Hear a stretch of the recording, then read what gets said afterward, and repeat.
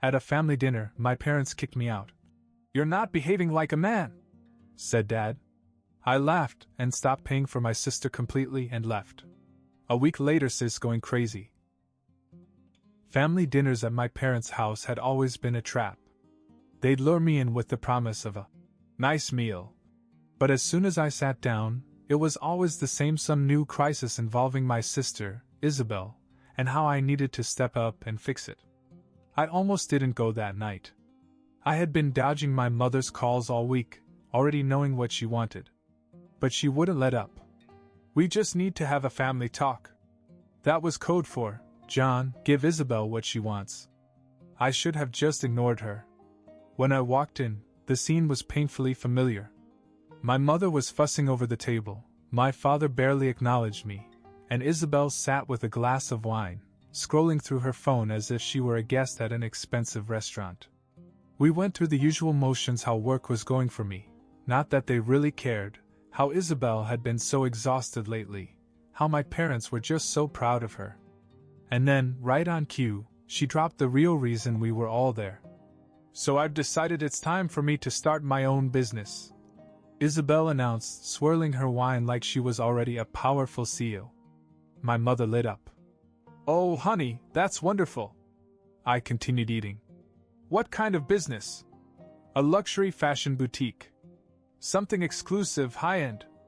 I almost choked. Isabel had never held a job for more than 6 months, and now she wanted to run a business? My father cleared his throat.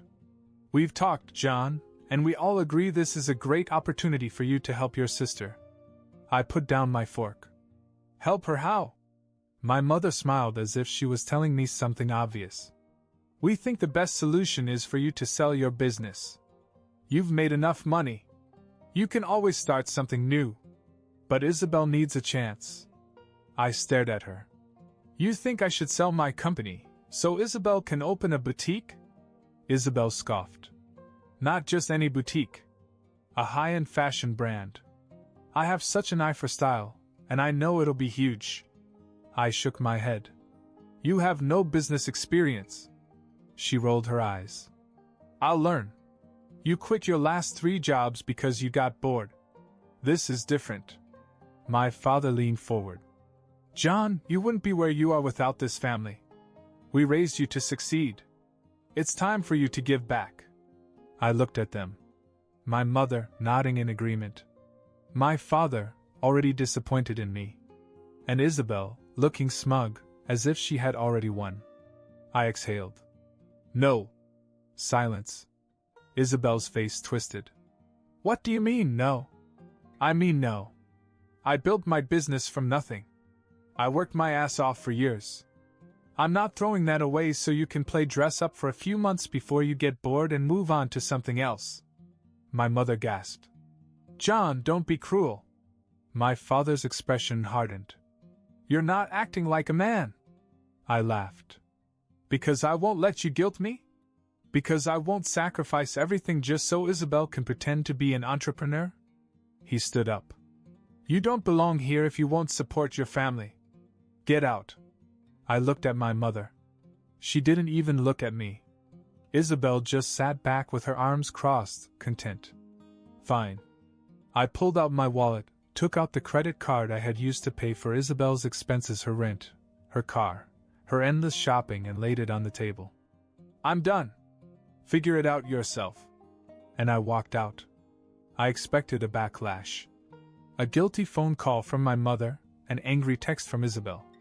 But what happened next? I never saw it coming.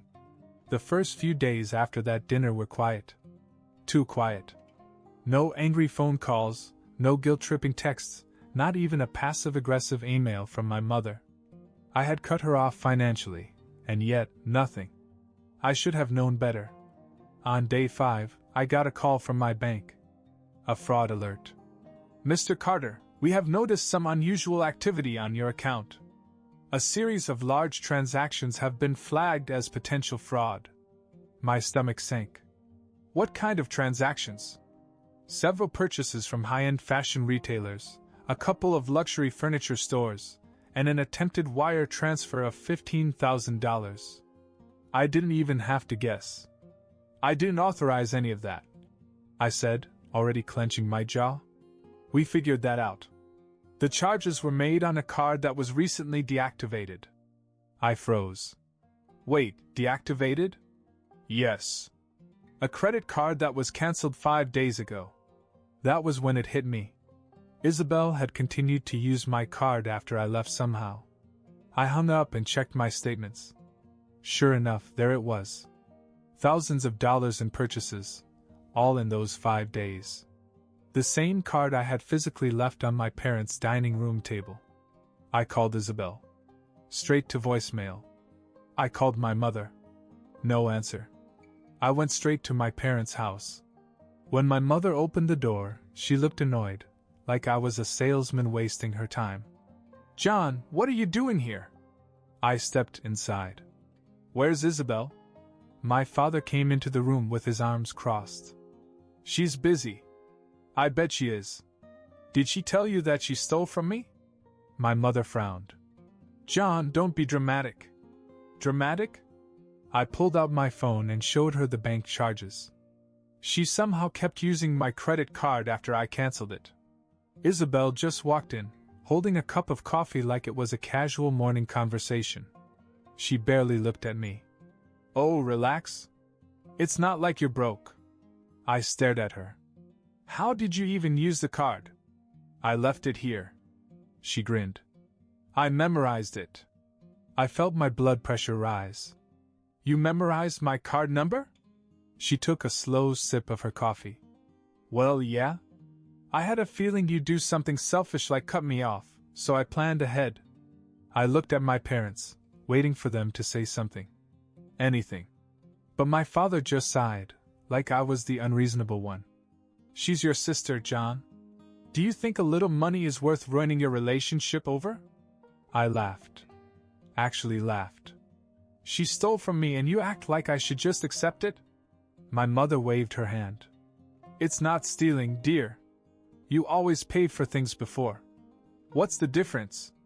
I ran a hand over my face. The difference is that I told you I was done. Isabel rolled her eyes. Oh my God, it's not that serious. I turned to her. You tried to wire yourself 15 grand. She shrugged. You'll get it back. I was done. Absolutely done. I'm reporting this as fraud. That wiped the smirk off her face. What? I'm calling the bank and reporting this as fraud. I'll press charges if I have to. My mother gasped. John! She's family. My father shook his head. You wouldn't dare. I held up my phone. Watch me. And that's when Isabel lost it. She lunged at me, in full meltdown mode. Screaming, cursing, calling me every name in the book. My mom grabbed her and tried to calm her down. My father yelled at me like I was the problem. I didn't stay. I turned around, walked out and went straight to the bank. I filed the fraud claim. And that should have been the end of it. But Isabel? She wasn't done. She was just getting started. I thought reporting the cheating would be the end of it. I figured Isabel would have her little tantrum, my parents would throw a few guilt-tripping phone calls my way, and eventually they'd realize I wasn't budging. I underestimated how far Isabel would go if she didn't get what she wanted. The next morning I woke up to over 50 missed calls and dozens of texts. From my mom, my dad, and of course Isabel. But the worst ones weren't from them. They were from my business associates. John, what is going on? Dude, is this true? Call me as soon as possible. I had no idea what they were talking about. Then I saw it. Isabel had gone nuclear. She had taken to social media and posted a long, dramatic story about how I was a cheater, how I stole from my own family, and how I abused my power to ruin her life. And somehow it went viral. Her followers, mostly other entitled influencers who thrive on drama, ate it up. They weren't interested in facts, just the most shocking story. Rich, selfish brother refuses to help struggling sister. They started bombarding my business page with fake reviews, calling me a thief, a fraud, a horrible person. My phone kept buzzing. Calls from clients. Emails from investors. I called Isabel. Straight to voicemail. I called my mother. She picked up, her voice thick with fake concern. John, you really hurt your sister. I couldn't believe it. You're defending her? After she stole from me? She's just upset, dear. You should have taken this privately. I should have taken this privately? She's the one who made it public. My father's voice came on the line. You embarrassed the family, John. Take down the post, fix it, and apologize. I almost threw my phone down. Apologize? She actually committed credit card fraud. My mother sighed. Honey, be reasonable. Just give Isabel what she wants so we can put this behind us. I hung up. I had work to do. Damage control. I called my lawyer first. He told me to stay off social media, let him handle the fraud suit, and if necessary sue Isabel for defamation. That sounded good in theory, but in the real world? The damage had already been done. By noon, my company's name had been dragged through the mud. Investors were nervous. Potential customers were backing away. My team scrambled for PR, but no matter how many statements we put out, the internet had already chosen its villain. That's when it hit me, Isabel wasn't just selfish. She was dangerous. I thought I was prepared for Isabel's tantrum, but I had no idea how far she was willing to go. By noon, my company's reputation was in freefall. Clients were pulling out of deals, my business partners were panicking, and our PR team was scrambling to counter the flood of fake negative reviews. Isabel's ridiculous sob story about her evil brother who stole from his own family had spread like wildfire. I thought that was the bottom. Then the police called me. Mr. Carter, this is Officer Daniels from the Financial Crimes Unit. We need to talk to you about a fraud complaint that's been filed against you. I almost dropped my phone. A fraud complaint? Against me? Yes, sir. A family member has reported you for identity theft and financial fraud. I felt my blood pressure rise. Isabel hadn't just lied online, she'd gone to the police and reported me for fraud. I drove straight to the station, met with the detective assigned to the case, and dumped every piece of evidence on his desk: bank statements, fraud reports, transaction histories. Fortunately, I had already filed my own fraud complaint with my bank, so my lawyer had everything ready. The detective frowned as he leafed through the documents. This paints a very different picture than what we were told. No kidding, I muttered. He sighed. We'll investigate further. In the meantime, I'd strongly advise you to cut off all contact with your sister. As if I hadn't already tried that. I left the station angry. Isabel had no intention of stopping. If she was willing to call the police, what else was she up to? I had to stop her. And then, out of nowhere, I got a message from someone I never expected. Mia. She was one of Isabel's old friends, someone I'd seen at family events, but never really talked to. Her message was short. Hey John. I know we don't talk, but I need to tell you something about Isabel. I hesitated. Was this a trap? Before I could answer, she sent me a screenshot. A private group chat. Isabel and her influencer friends. And in it, Isabel had written it all. El Mayo, he actually thinks I'm serious. My little scam complaint? Just a scare tactic. Even if it doesn't stick, it'll ruin his reputation for months. He'll have no choice but to pay me off. I felt a surge of cold anger. Then another message from Mia. She's been bragging about it for days. She literally said she's testing how far she can take it because she knows your parents will defend her no matter what. That was it. I had her. She thought she could burn my life to the ground and walk away. She had no idea what was coming. I stared at the screenshots, my pulse pounding. This was it. Proof that Isabel had lied, manipulated, and used the police as a weapon to extort money from me. I immediately called my lawyer. I have hard evidence that Isabel's fraud report was false. Screenshots of her admitting that she's doing this to ruin my reputation. What's our next move? He didn't even hesitate. We go on the offensive. And that's exactly what I did. First, my lawyer sent everything to the detective handling the case: Mia's screenshots, my fraud report, and a formal countersuit against Isabel for filing a false police report. The detective called me within the hour. "This changes everything. We're dropping the investigation against you immediately." That wasn't all. Filing a false report was a crime. Isabel had just incriminated herself. I asked if they were going to arrest her. The detective said it was possible, but at least they'd bring her in for questioning. I grinned. Since she had no problem dragging me through the mud in public, I decided to return the favor. I sent the screenshots to my PR team and let them handle the fallout. They drafted a statement exposing Isabel's lies, how she had stolen from me, committed fraud, and then tried to frame me to force a payout. Then I released it. No emotion. No drama. Just cold, hard evidence. And the internet went nuts. The same people who attacked me before? They turned on Isabel. Her influencer friends started deleting her comments. Some even messaged me, trying to backpedal. I had no idea she was lying. "I'm so sorry, I should have asked for your side first." Isabel's own followers began calling her a fraud. Within hours, her social media exploded. She tried to do damage control by posting a shaky video of herself fake crying. "I was just emotional. I didn't mean for it to go this far." No one bought it. Brands she worked with dropped her. People started digging into her past and found out she had done similar things before. Her influencer career? Dead. My last move? Erase Isabel from my life. I contacted my bank and added fraud alerts to make sure she never pulled this stunt again. I blocked my parents. Predictably, they called and begged me to make things right. "John, you ruined your sister's life. She's struggling.